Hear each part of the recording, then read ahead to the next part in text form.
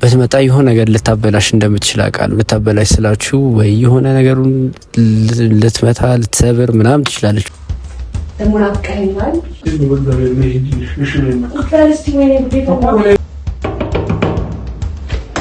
በስተመጨረሻም እንግዲህ አብርሃምና ሩታ ተገናኝተዋል ማለት ነው። ሩታም መሄድ ባለባት ህጋዊ የሆነ መንገድ ሄዳ አብርሃምን በእጇ ማስገባት ትችላለች ማለት ነው።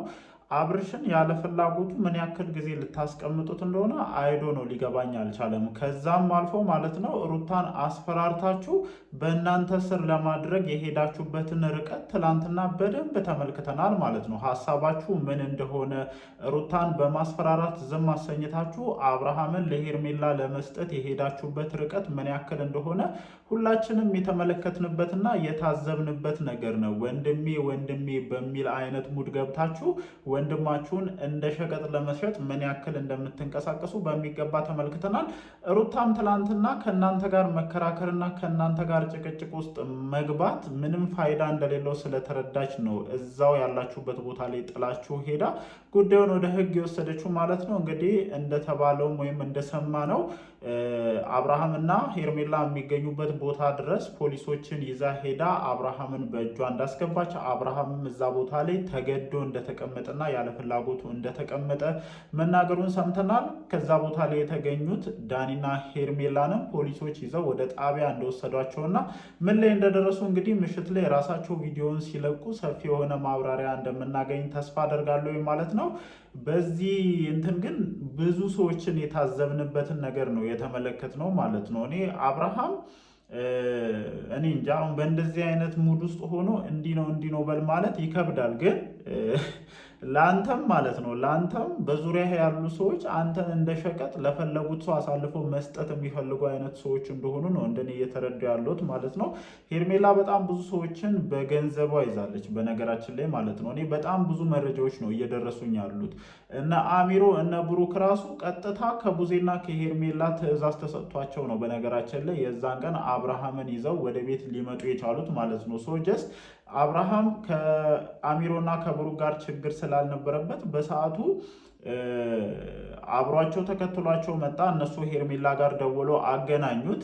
ያው ሌላ ኬስ ስለሌለው ነው በነገራችን ላይ ተከትሏቸው ሄደው። ግን ከዛ በኋላ ከሄርሜላ ጋር መቆየት እንደማይፈልግ ግልጽ ነበረ። ኤፍሬም ናና ውሰደኝ እያለ ነበረ።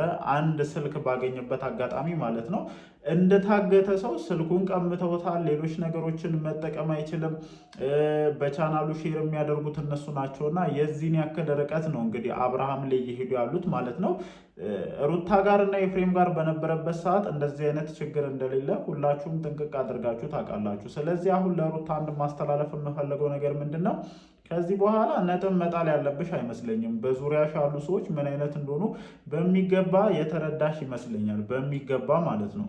ምን አይነት ሰዎች በአንቺ ዙሪያ ሆነው ህይወትሽን ምን ያክል እየበጠበጡት እንዳለ በደንብ የተረዳሽ ይመስለኛል። እና ከዚህ በኋላ ለሚደረጉ ነገሮች ለሚሆኑ ነገሮች ምን ያክል ጥንቃቄ እንደምታደርጊ አይሚን ታውቂዋለሽ ብዬ አስባለሁኝ። ከዛ ውጪ ደግሞ ማለት ነው ከዛ ውጪ የብሬን ነው ይሄ ትልቅ ሚስጥር ነው ቢሳካላቸው እና ትንሽ ጊዜ ቢያገኙ ፕሮሰሷቸውን እየጨረሱ ነበረ። ከዚህ በፊት አብርሃምና ሄርሜላ ከሀገር የመውጣት ፕሮሰስ ጀምሮ ነበር። አብርሃም ጤነኛ በነበረበት ሰዓት ማለት ነው።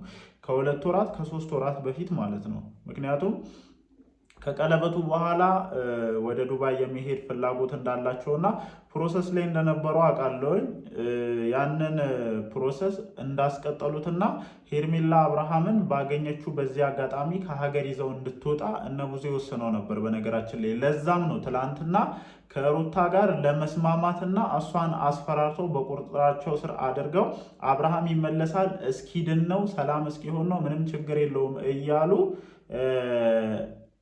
ሩታን በቁጥጥራቸው ስር አስገብተው የተወሰነ ጊዜ ካገኙ በኋላ ቀጥታ ዳይሬክት ማለት ነው ዳይሬክት ታርጌታቸው ምንድነው? አብርሃምና ሄርሜላን ከሀገር ማስወጣት ነበረ። ግን የዚህን ያክል ርቀት መሄዱ ለምን አስፈለገ ነው አይደለ? ይሄ ልጅ በቃ ታሟል ከሆነ የሚድንበትን መንገድ መፈለግ ነው። ከዛ በኋላ ምርጫው የሱ እኮ ነው። ምርጫው የሱ ነው። እንግዲህ አብሮ የሚተኛው አብሮ ያንን ነገር የሚያደርገው ሌሎች ነገሮችን የሚጠቃቀመው አብርሃም ነው። እንግዲህ እኔ ከዚህ ነገር ምን ነገር ልታገኙ ይሁን አላቅም። ከሄርሜላ ገንዘብ ተቀበለሽ ቡዜ ወንድምሽን እንደ ሸቀጥ ተሸጨዋለሽ ብዬ አሁንም ውስጤ ሊቀበል አልቻለም። ግን ምን ለማግኘት እንደሆነ ፍጹም ግራ ነው እየገባኝ ያለው። ለማንኛውም ግን በባለፈው ተሞክሮ ያልተሳካው እርግዝና ምናልባትም በዚህ ዙር የሚፈጠር ከሆነ ወይም ከዚህ በኋላ ሄርሜላ አርግዣለሁ የሚል ነገር የምታመጣ ከሆነ በእነዚህ 3 እና 4 ቀናት ውስጥ የአብርሃም ፍቃድ በሌለበት ሁኔታ የተፈጸመ ነገር እንደሆነ ሁላችሁም እንድታውቁ ፈልጋለሁ ማለት ነው። የምሬ ነው የምላችሁ። ምክንያቱም አብርሃምን እንደዚህ እንደ መንጠቆ መያዝ ነው የሚፈልጉት እነዚህ ሰዎች ማለት ነው። በቃ እንደ መንጠቆ ወደ ሩታ ሲሄድ እንዲህ የሳቡ ማምጣት ነው የሚፈልጉት እና አሁንም በዚህ 3 ቀናት ውስጥ የተፈጠሩ ብዙ ነገሮች አሉ። ይህንን ደግሞ ያደረጉት አብርሃም ወደ ሩታ እንደሚመለስ ጥንቅቅ አድርገው ስለሚያውቁና ልክ ከሄደ በኋላ በሆነ አይነት ኬዝ አሁንም ማምጣት ይፈልጋሉ እና ይህንን ነገር ደግሞ ከእርግዝናው ጋር በተያያዘ መጠቀም ይፈልጋሉ። አሁንም ቢሆን ፕሮሰሱን አላቆሙትም። ትላንትና ሩታ ጭራሽ በማያስቡት ሁኔታ ነው እናስማማታለን፣ ከዴቭ ጋር ሆነን እናሳምናታለን። ውድ በነገራችን ላይ ዴቭን የሚጠቀሙት በቀላል አይነት መንገድ አይደለም። ወደዚህም አይልም ወደዛም አይልም። መሀል ቤት ሆኖ ከሁለቱ መሀል እንደሆነ አድርጎ ሩታን እያስማማ ወደ እነሱ ሀሳብ እንድትመጣ ለማድረግ ነው። በባለፈውም ቤት የላኩት ሆን ብለው ነው። ትላንትና መጥቶ ከቡዜ ጋር ሲያስማማት የነበረው ሆን ብሎ ነው። ስለዚህ ይኸውላችሁ ጋይስ እየገባችሁ ከሆነ ባገኙት አጋጣሚ ፕሮሰሶችን ጨርሰው አብርሽና ሄርሜላን ከሀገር ማስወጣት ትልቁ ታርጌታቸው ነው። ምክንያቱም በቃ አሁን በደንብ የተረዱ ይመስለኛል። በቀላሉ አብርሃምና ሩታ ለያይተው እዚህ ሀገር ውስጥ መኖር እንደማይቻል በደንብ የተረዱ ይመስለኛል። ስለዚህ ይህንን ነገር ለማድረግ ትልቅ የሆነ ሩጫ እያደረጉ ነበር። ለማንኛውም እንግዲህ ሩታ መሄድ ባለባት መንገድ ሄዳ ትላንትና ምን ብያለሁ፣ እቺ ልጅ ፖሊስ ይዛ ብትሄድ መብት አላት። የልጇ አባት ነው። ያለ ፍላጎቴ ነው የወሰዱኝ፣ ድረሱልኝ፣ ኤፍሬም ድረሱልኝ እያለ ያለ ልጅ ነው።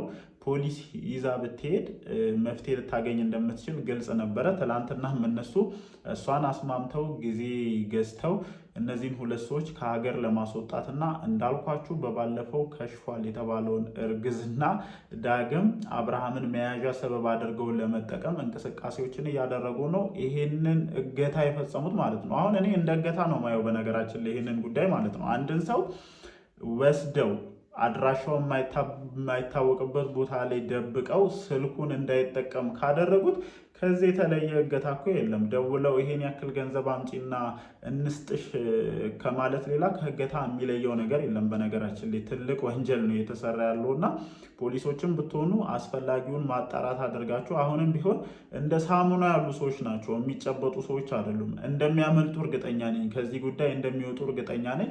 ትልቅ ክፍያ የወሰዱ በጣም ብዙ ሰዎች አሉ። ገንዘቡ የተላከበት ደረሰኝ ጭምር ወጥቷል። በቃ በአጋጣሚ እንዴት ይውጣባቸው እንዴት አላውቅም፣ ወጥቷል። ዳኒ ትልቅ ክፍያ ወስዷል ከሄርሜላ፣ ሌሎቻችሁም እንደዛው ማለት ነው። አሁን እርግጠኛ ሆኜ ያየሁት የዳኒን ክፍያ ስለሆነ ነው። ለዛም ነው ዳኒ እየተፍጨረጨረ ያለው ማለት ነው። ባለው አቅም በሙሉ አብርሃምና ሄርሜላ ተያይዘው ከሀገር እንዲወጡ ትልቁን ሚና ከቡዜ ጋር ሆኖ እየተጫወተ ያለው ዳኒ እንደሆነ አስረግጬ ልነግራችሁ እፈልጋለሁ ማለት ነው። ሜቢ እንግዲህ እንዳልኳችሁ ሁለቱንም ሰዎች ይዘው ወደ ጣቢያ እንደሄዱ ሰምቻለሁኝ። ከዛ በኋላ የተፈጠረውን ነገር ማረጋገጥ አልቻልኩም። ግን አብርሃም አስረግጦ ከሩታና ከልጁ ጋር መሆን እንደሚፈልግ ያለ ፍላጎቱ እዛ ቦታ ላይ እንዳመጡት ለፖሊሶችም ጭምር እንደተናገረ ሰምቻለሁ ማለት ነው። ይሄ ደግሞ ወንድማችን ወንድሜ ጤናው ምናምን እያሉ ለሚያስመስሉ ሰዎች ትልቅ ውርደት መሆኑን ነው ለማየት የቻልነው። ትልቅ ውርደትን እንደተከናነባችሁ ተመልክተናል።